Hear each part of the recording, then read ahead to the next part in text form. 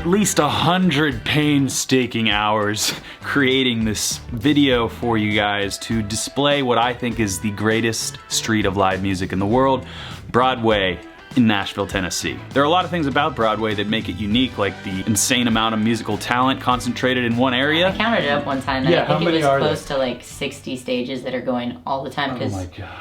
I don't remember how many venues there are, but there's a lot because there's 4 blocks and Second Ave. And there's multiple stages in some of these places. At least 2 to 4 stages. That's a lot of live music, and the thing is, it starts at like 11 in the morning and goes until 2 or 3 in the morning every single day. In this video, you'll see profiled a handful of musicians that I found playing on Broadway, invited back to my studio for a session each, in order to help me craft a story that reveals the true, amazing awesomeness that is Broadway in Nashville.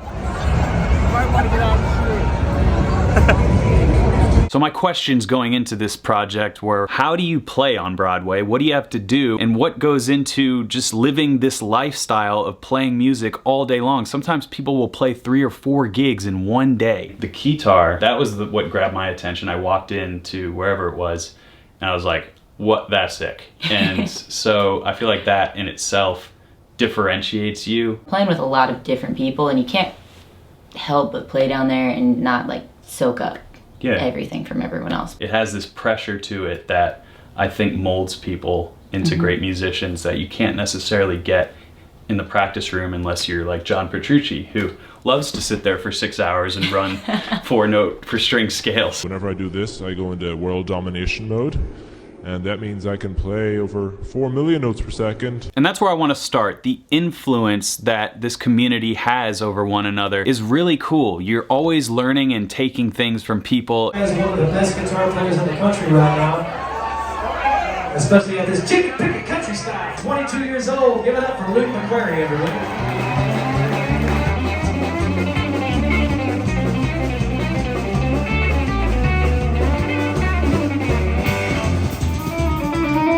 Yeah, yeah. Here, studio.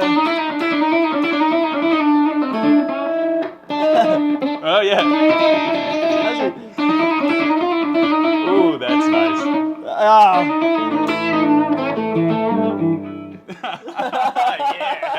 That's like a built-in lick to that guitar. This nice man right here, Luke McQuarrie, was telling me about a riff that he stole from his friend Porter, and now I'm going to steal it from him. That from Porter, if you're watching Porter. Porter's got some nasty riffs.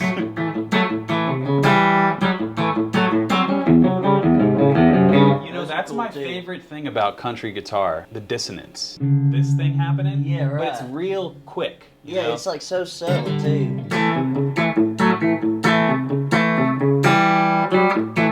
Yeah. And that's out of like an A major. Ain't that cool? Yeah. Yeah, you can.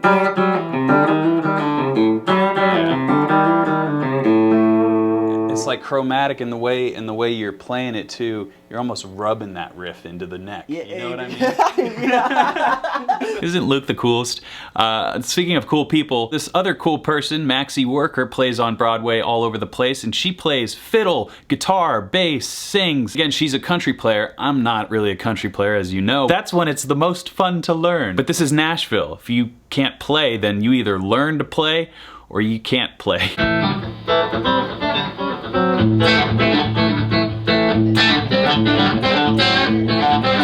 How does that? Yeah, that sounds fun. Yeah.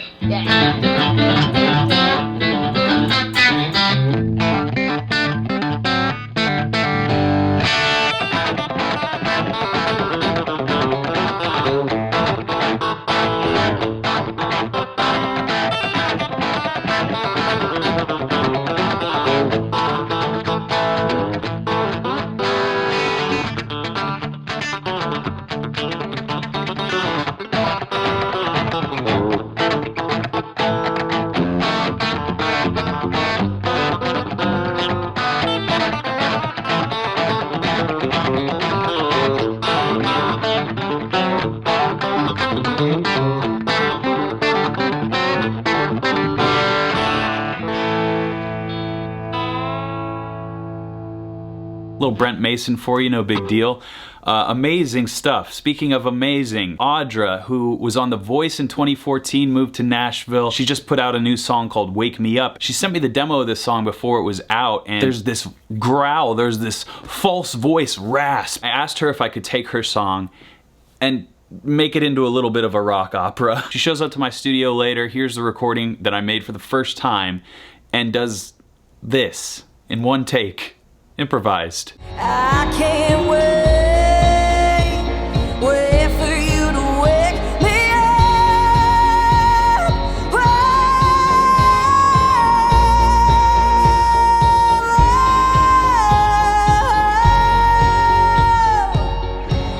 Wake me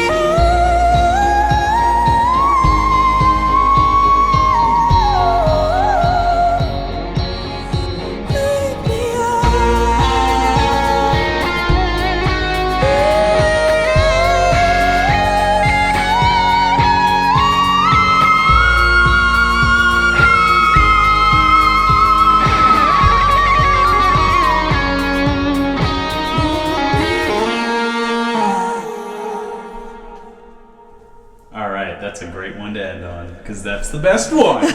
So hopefully I've demonstrated just the amazing, insane talent that exists on Broadway. These are all musicians who just are out in Nashville playing music. And if you've noticed so far, I haven't really touched on any of the history of this street. Of course, every famous country musician you can think of has played on Broadway. Really, my goal is to give you the updated 2023 view of what Broadway is today. So if you happen to find yourself on Broadway, can you support yourself, like actually make a living doing this?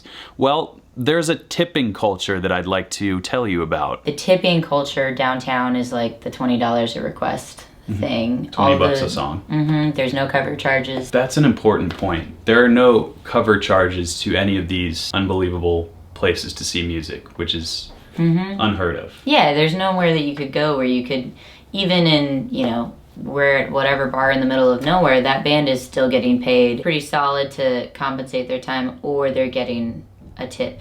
And there's You not know, 20 whatever. or 30 more of them right next to Yeah. you. What's the weirdest thing you've seen regarding a tipping incident?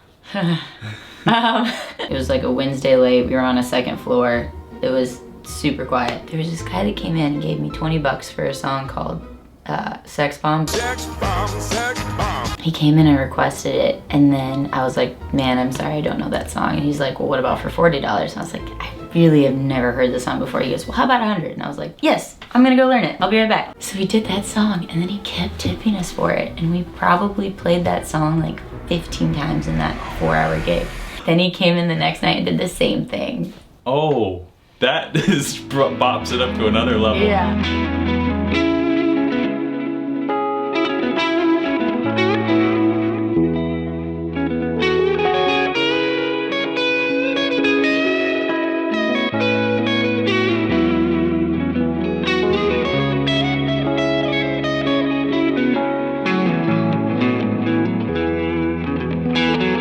I mean, how many places in the world can you go to a Mellow Mushroom and order Kill Switch Engage off the menu and then get your face melted?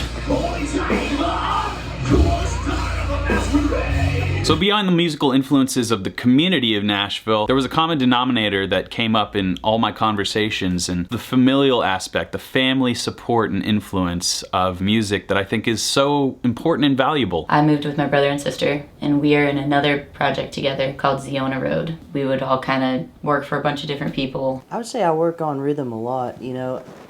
Like my dad was always very stern on rhythm. You know, when I was growing up, he's a guitar player too. As far as I know, this is the only telefiddle out there. This was a while back. My dad and I had seen Junior Brown play with his Git Steel. Ooh. And, you know, I played fiddle and guitar, and we got to talking, and we were like, this would be kind of cool. All right, so far, parameters of a Broadway musician: you have to be available, you have to be hardworking, you have to be very talented, and you maybe have to have some influence from your family. Well, there's one other element to these people that I think is worth noting. Everybody's kind of funny. I feel like we should go drop D. Okay. Very good. Thank you. You're in. Thank you. I tried. Perfectly tuned I right tried. away. That was like really sick. I didn't know that a human could sing that. I was like, well, I guess she's gonna sing this high D. What is it? It's a high D. I could do up to, I think, EF6. Nope, that's an E. E? Yeah, E. Oh, that'd be a funny ass video. Like, how many notes can this bitch hit? No. All of them. There's these picks they make that go around your thumb. Is your pick like bent? Oh yeah, I bend my picks. Oh my gosh. Look at this. It's comfortable. It fits perfectly. This is like the maxi signature pick. Yeah, it should be.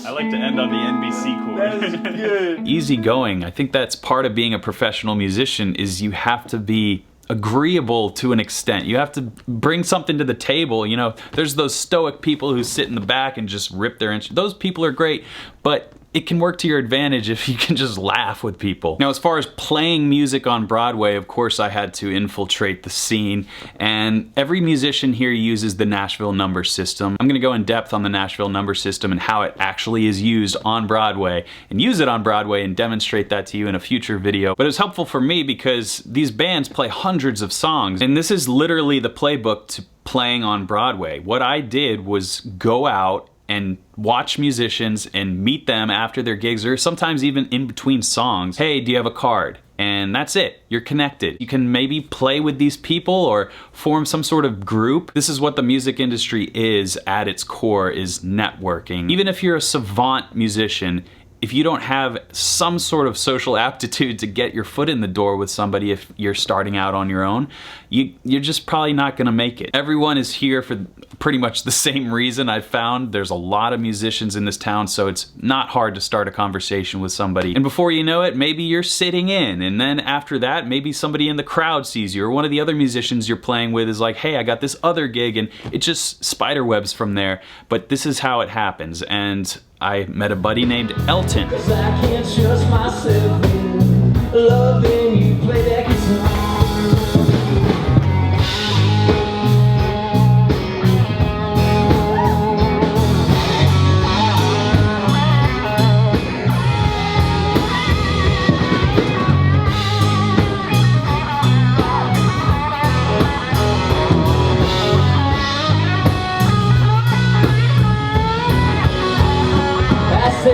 But this video wouldn't be complete without me putting into action everything we've learned so far. And there's no better guitar solo in country music than Country Girl Shake It For Me by Luke Bryan.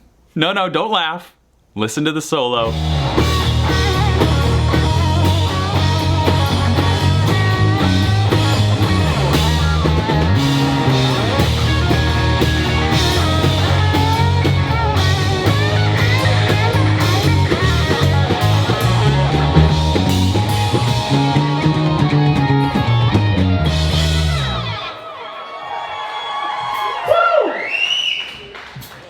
Getting cooking now. Yes, we are cooking now, Elton. That was Elton Baller. He plays at the Whiskey Jam Saloon Mondays and Tuesdays. You will be seeing these musicians in this video again in future videos. And, well, I just gotta say, this has been one of the greatest experiences making this video and meeting all these new people and playing music with humans. That's important to me. And if you can't tell, I'm working on doing that more and more with some original music. I've been in this town for a few years and I've neglected the communal side of Nashville a little bit. It's easy to do when you can just make stuff in your room like this. So expect to see a blending of this digital world and the analog one outside. Not a change in content, let's say it's an addition. I hope you really enjoyed this video, and I hope it gave you a little perspective on this really awesome city and that particular street. A chaotic, disgusting, beautiful place, and